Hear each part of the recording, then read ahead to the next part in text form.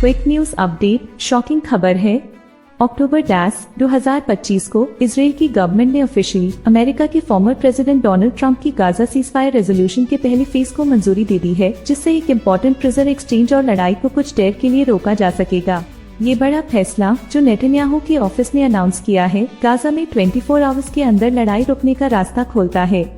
ये इजराइल के हॉस्टेजेस को रिहा करने की तरफ एक बहुत इम्पोर्टेंट कदम है, जिसमें सीजफायर के 72 आवर्स के बाद उन्हें छोड़ने की निगोशिएशंस चल रही हैं। ये डील जो लंबी टॉक्स के बाद हुई है, इजराइल के हॉस्टेजेस के बदले पैलेस्टीनियन प्रिजनर्स को छोड़ने की बात करती है। इसके कोर में फॉर्मर प्रेसिडेंट ट्रंप का प्लान है, जो एक बड़ी डिप्लोमेटिक कोशिश को दिखाता है। ये सीजफायर तुरंत लागू हो जाता है, एक नई उम्मीद की तरफ इशारा करते हुए। इसके अलावा यूनाइटेड स्टेट्स मिडिल ईस्ट में 200 ट्रूप्स भेज रहा है मॉनिटरिंग के लिए, न कि गाजा में डायरेक्ट हिस्सा लेने के लिए। इस डील में सभी हॉस्टेजेस को छोड़ना, इजराइल की मिलिट्री का वापस हटना और कुछ पैलेस्टीनियन प्रिजनर्स को रिहा करना शामिल है।